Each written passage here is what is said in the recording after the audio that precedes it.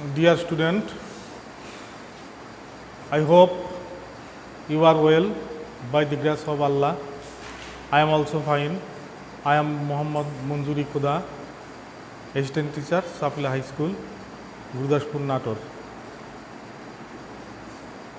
Today we will discuss about narration from interrogative sentence.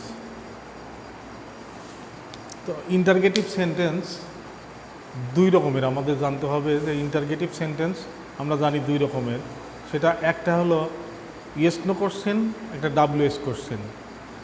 তো গত ক্লাসে আমরা অ্যাসার্টিভ থেকে ন্যারেশন করেছি, আজকে ইন্টারগেটিভ করব। তাহলে আমরা জানলাম কি ইন্টারগেটিভ সেন্টেন্স দুই রকমের, yes no question, WS question. Yes no আর একটা WH কোশ্চেন। তো প্রথমে আমরা ইয়েস নো কোশ্চেন নিয়ে আলোচনা করি যে কীভাবে ডাইরেক্ট থেকে ইনডাইরেক্ট করা হয়। যেমন he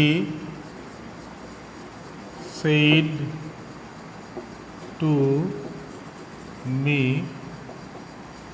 will you help me, will you help me? এখন এটা হলো WS কোশ্চেন। তো ন্যারেশন ডাইরেক্ট থেকে ইনডাইরেক্ট করার সময় অ্যাসার্টিভ সেন্টেন্সে সেই উঠে যে আমরা বসাইছিলাম কি টোল্ড। এইবার WS কোশ্চেন হোক আর ইয়েস নো কোশ্চেন হোক, সেন্টেন্সটা রিপোর্টেড স্পিচ যদি ইন্টারগেটিভ হয় তাহলে এটা উঠে গিয়ে বসবে আস্কড। তাহলে হি আস্কড মি, আস্কডের পরে উঠু বসে না, আস্কড মি। এখন কমা কোটেশন তুলে দেওয়ার জন্য অ্যাসার্টিভ সেন্টেন্সে দ্যাট বসিয়েছিলাম। এবার ইন্টারগেটিভ যদি ইয়েস নো কোশ্চেন হয় তাহলে ইফ অথবা ওয়েদার, কমা কোটেশন তুলে দেওয়ার জন্য হয় ইফ না হলে ওয়েদার বসাবো। যদি WS কোশ্চেন না হয় তাহলে এটা ইয়েস নো কোশ্চেন, তাহলে আমরা ইফ বসাবো। এখন এই ইন্টারগেটিভ সেন্টেন্স আর ইন্টারগেটিভ রাখা যাবে না, এটা করতে হবে অ্যাসার্টিভ সেন্টেন্স। তাহলে সাবজেক্ট আগে বসবে। সাবজেক্ট কি? ইউ। কোন person? Second person. Second person কাকে ফলো করে? অবজেক্টকে, রিপোর্টিং ভার্বের অবজেক্টকে ফলো করে। অবজেক্ট আছে ফার্স্ট পারসন। ফার্স্ট পারসন যেহেতু এটা নমিনেটিভ কেস, ইয়ার নমিনেটিভ কেস আই। আর গত ক্লাসে বলেছিলাম শ্যাল উইল থাকলে উড হয়, তাহলে উইল আছে উড, আই উড। প্রেজেন্ট ফর্মই থাকবে help. First person objective case, এখানেও অবজেক্টিভ কেস বলবে। ফার্স্ট পারসন কাকে ফলো করে? রিপোর্টিং ভার্বের সাবজেক্টকে, তাহলে হিম। একই জিনিস, শুধুমাত্র কমা কোটেশন তুলে দেওয়ার জন্য এখানে আলাদা জিনিস আর রিপোর্টিং ভার্ব আলাদা জিনিস বলবে, তাহলেই হবে। তাহলে এইবার আরেকটা বাক্য দেখো,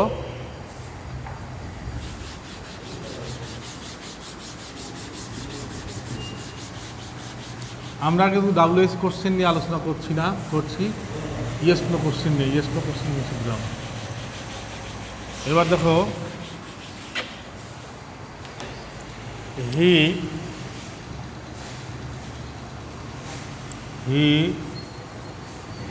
shed to me, comma quotation, do you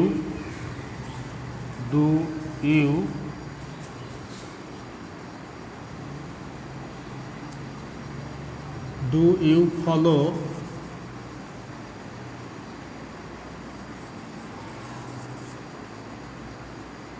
my advice? Do you follow my advice? এটা একটা ইন্টারগেটিভ সেন্টেন্স। এখন আমরা এটা পরিবর্তন করব কিভাবে? হি রিপোর্টিং ভার্ব সাইডের পরিবর্তে কি লিখব? আস্কড, হি আস্কড, আস্কের পরে টু বসে না, মি, হি আস্কড মি। এবার কর্মকর্ষণ তুলে দেওয়ার জন্য কী বসাবো, ইফ, তারপরে এটা ইন্টারগেটিভ আর থাকবে না, করতে হবে অ্যাসার্টিভ। তাহলে অ্যাসার্টিভের সাবজেক্ট আগে ইউ, সেকেন্ড পারসন অবজেক্টকে ধরে অবজেক্ট আই, তারপরে এটা প্রেজেন্ট ইনডেফিনিট আছে, এবার পাস্ট ইনডেফিনিট। তাহলে মূল ভার্বের পাস্ট ফর্ম, মূল verb follow, followed, my first person কিন্তু পজিটিভ কেস।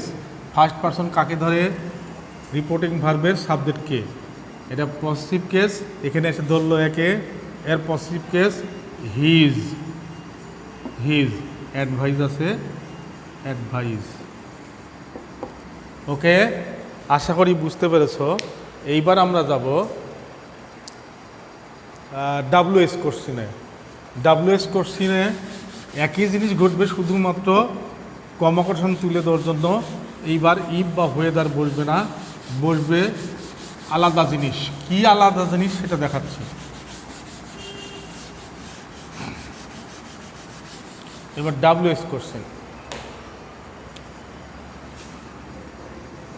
ডাব্লিউএস কোশ্চেন, এখানে লিখি he said to me, comma quotation শুরু, হোয়াট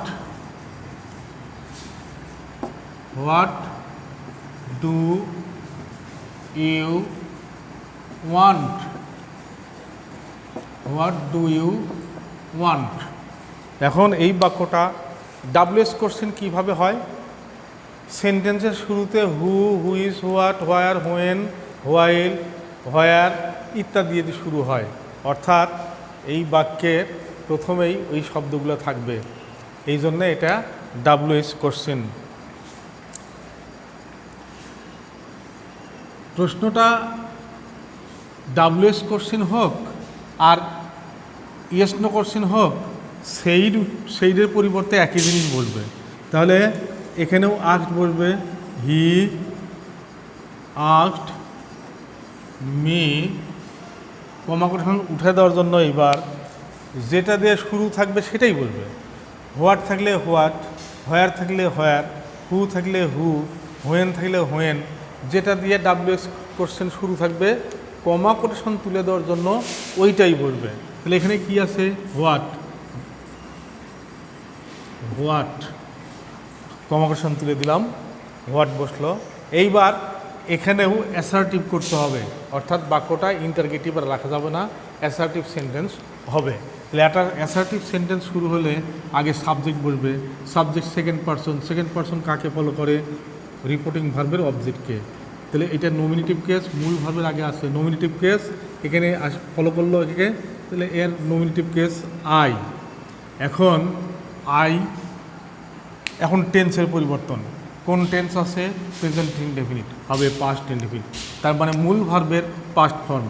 মূল ভার্ব কোনটা, এটা না এটা, ওয়ান্ট, তাহলে মূল ভার্বের পাস্ট ফর্ম ওয়ান্টেড, তারপর নাই, শেষ। তাহলে আশা করি বুঝতে পেরেছো তোমরা। এইবার দেখো একটা বাক্য তোমরা করো,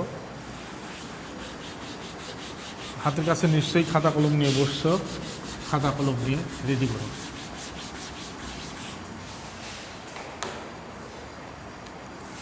he said to me, comma quotation, what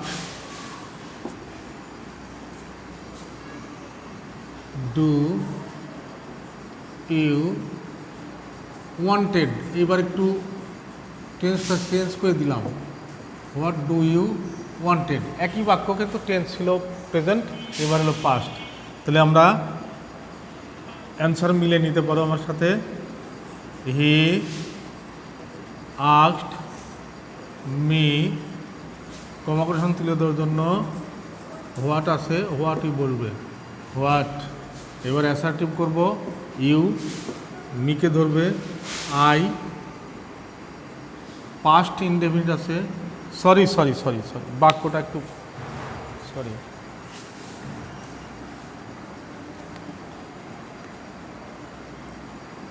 বাক্যটা লিখতে ভুল করছি। হোয়াট ডিড ইউ ওয়ান্ট, যেহেতু পাস্ট আছে এইবার পাস্ট পারফেক্ট হবে। তাহলে সাবজেক্ট তো বসালাম, সেকেন্ড পারসন একে ধরছে, এটার নমিনেটিভ কেস আই, তাহলে সাবজেক্ট বসালাম। এইবার পাস্ট ইনডেফিনিট আছে, এবার হবে পাস্ট পারফেক্ট টেন্স। তাহলে had wanted, what I had wanted, এইভাবে তোমরা করতে পারবে। তো আমি এবার তোমাদের লিখে দিব যে ডাইরেক্ট ন্যারেশনে কি থাকলে পরিবর্তন হয়ে কি বসে সেটা দেখো। গত ক্লাসে কয়েকটা দিছিলাম, আজকেও কয়েকটা দেখো যে কি থাকলে কি বসে সেইটা।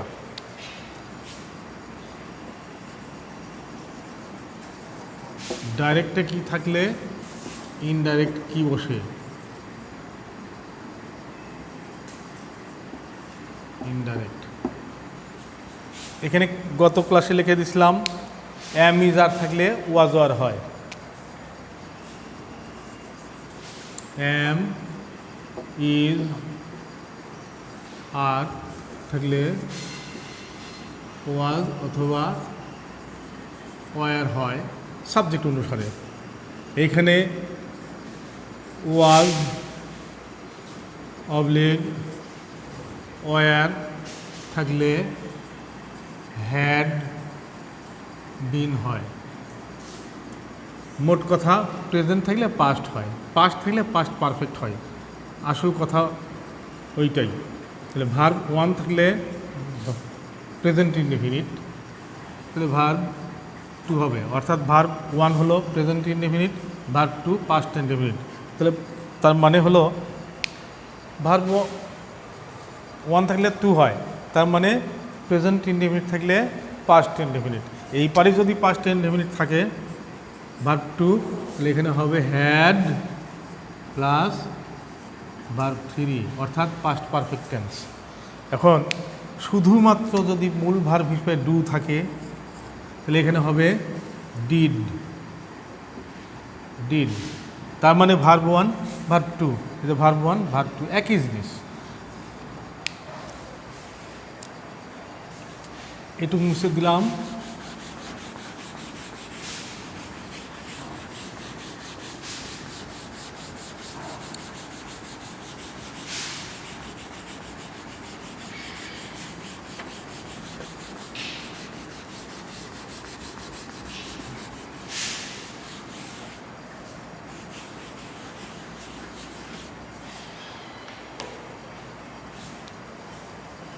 হ্যাভ থাকলে হ্যাজ হবে, হ্যাজ থাকলে হ্যাড, হ্যাভ থাকলে হ্যাড হবে, হ্যাজ থাকলেও হ্যাড হবে। যেমন একটা বাক্য দেখো, he said to me comma quotation have you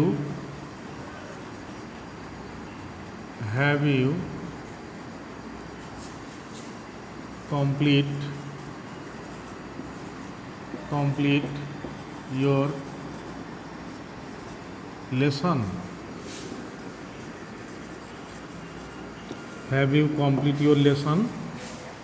এখন ইন্টারগেটিভ সেন্টেন্স ইন্টারগেটিভ হোক অ্যাসার্টিভ হোক যাই হোক না কেন, কি থাকলে কি হয় সেগুলো হলো আসল জিনিস। তারপরেও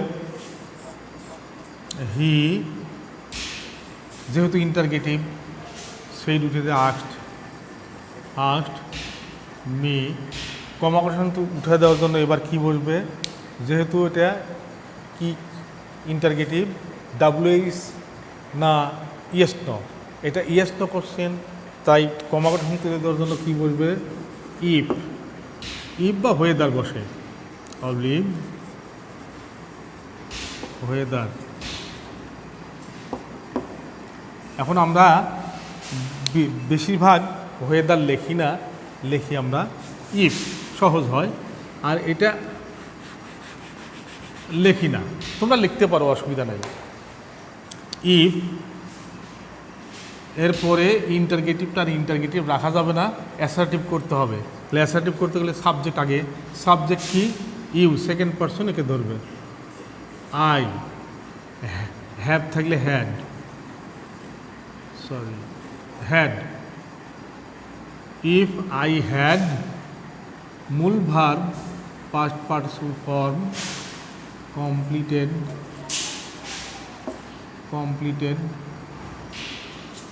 সেকেন্ড পার্সন এখানেও আছে, এখানেও ছিল। সেকেন্ড পার্সন একে ধরছে, নমিনেটিভ কেস, এটা এর নমিনেটিভ কেস বসছে, এটা পজিটিভ কেস, সেকেন্ড পার্সন একেই ধরবে, এর পজিটিভ কেস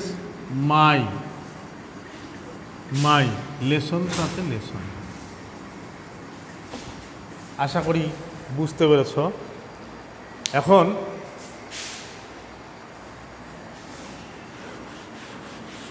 আরও কিছু অনেক শেখার আছে, তো প্র্যাকটিস করতে করতে ইনশাল্লাহ হবে, তোমাদের ভয়ের কারণ নাই।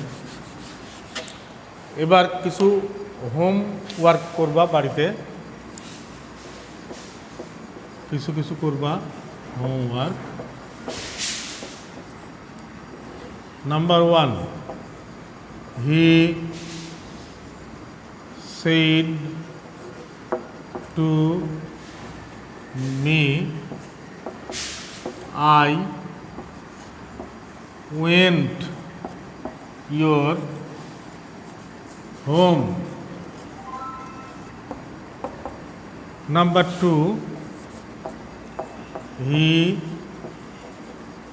said to me,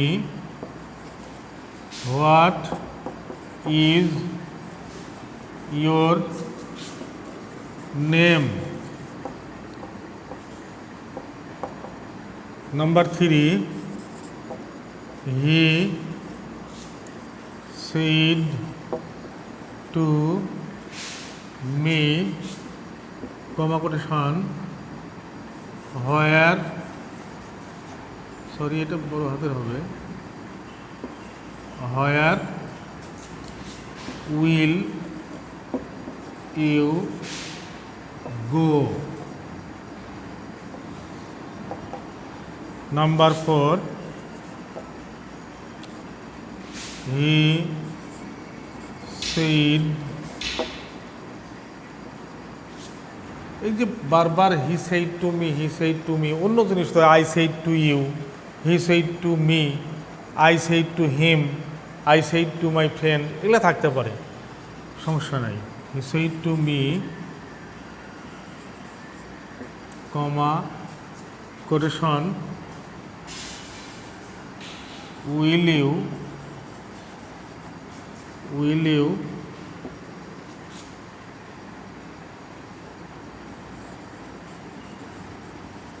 finish your